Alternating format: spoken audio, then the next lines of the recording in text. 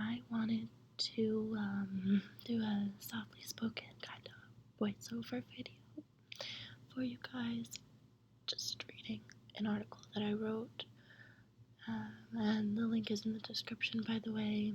I also posted it on my Facebook page, so if you guys would like to check that out physically and not just listen, then by all means, you can do that. So, yeah. Anyways, I'm just gonna get into it. The article is called,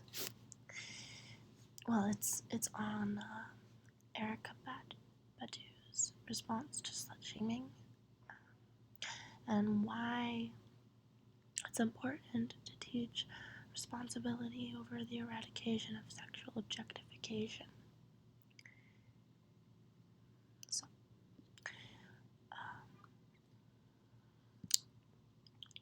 there was a night several months ago when I was home from school, during which my father and I had a very tense, heated argument about what I should and should not be wearing out.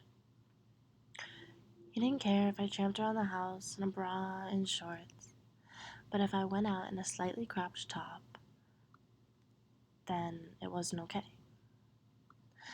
When I would argue with him that this is what I felt confident and happy and pretty in, he finally told me, well, that's why you were assaulted. Now listen, the point is not that my dad is bad for telling me this. As a matter of fact, my dad is hands down one of the most genuinely good people I know. The point is that, in that moment, he, like so many others, did not understand. I get his perspective. It is love that drives him to say those things to me. I appreciate his protection. However, I need understanding. This probably sounds extremely familiar to masses of you, but if it doesn't, here it comes. Another article about slut shaming. Except if this article is going to do any good, I would hope that it won't be taken as just another one on the topic, or that it, at the very least, will heighten the impact that this topic has on society. This is one of those articles that I originally told myself I wanted to wait to write.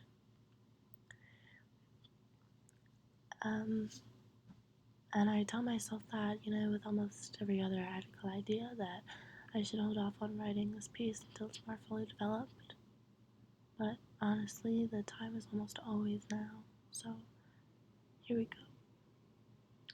On April 11th, 2016, Erica Badu, a 45-year-old soulful singer from Texas, tweeted her response to several high school girls being told to lower their skirt hemline to knee length. Erica spoke amongst her series of tweets on the topic that she wants her daughters to be themselves and wear what they like, yet be aware, not ignore our differences. Consequently, we must all be aware and responsible. The singer was met with backlash for agreeing that if she had a school, she would make sure that the uniform skirt length was a nice knee length. It is fair to everyone. Erica brought to attention through her tweets that while young teenage girls should by all means be allowed to wear what they like when they want, it's important to be aware of and respect the fact that it is natural for boys to be distracted by girls as well. What's important is making sure we teach boys and girls too how to be responsible about it.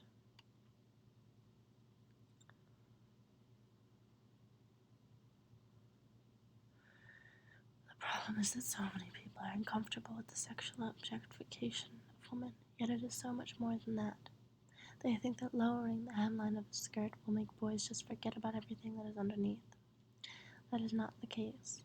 Hormones don't just look at a girl fresh out of the principal's office and say, "The skirt length is 2 inches longer, boys.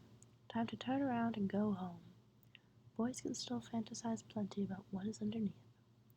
Personally, my boyfriend finds me much more attractive and, to fit the case, distracting in an ankle-length dress than in a thigh-high one. The solution to this problem is not to simply stop sexually objectifying women, because that's not going to happen. It is natural. Sexual objectification is part of accepting humans' natural drives to want to reproduce. What is different, however, is when sexual objectification takes over and becomes more inappropriate. Women don't want to be looked at like a piece of meat, and schools don't want ladies' bottoms hanging out of their shorts while they walk to the front of the class to turn in a test. It's understandable, but the solution should not be to blame.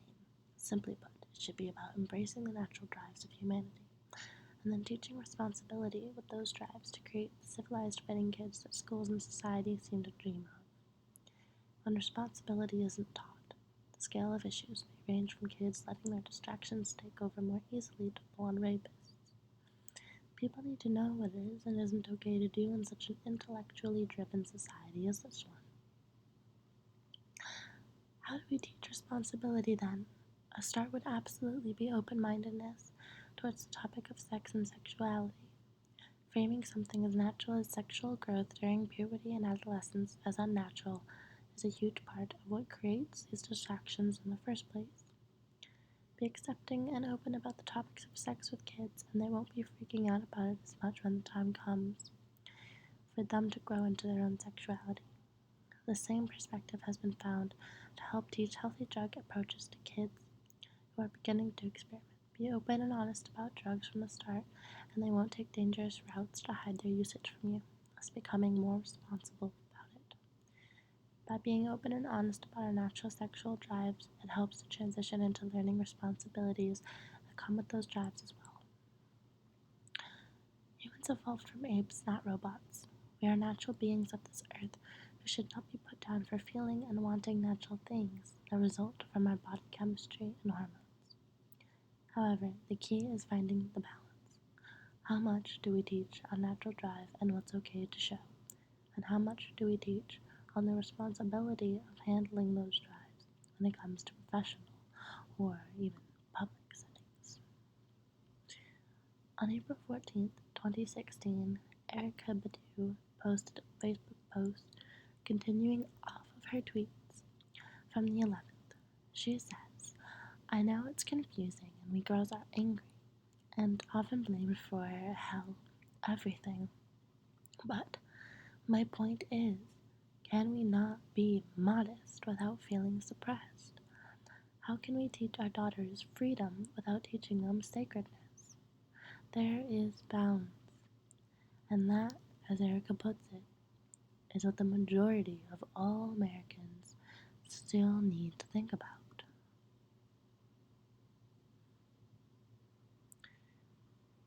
Okay, so that was my article. Hopefully, if you're still here, you found it interesting, enjoyed it.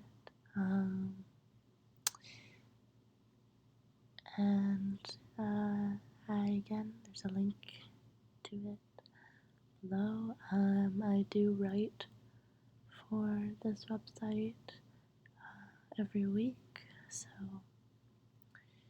yeah, if you guys are interested in checking it out, then by all means, there's links for you guys to do that. And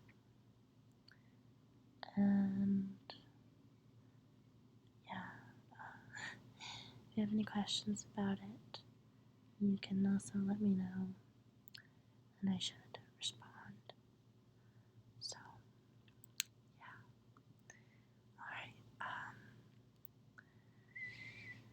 I guess I will talk to you guys soon. Let me know what you thought of this video, if you thought that it was relaxing or not.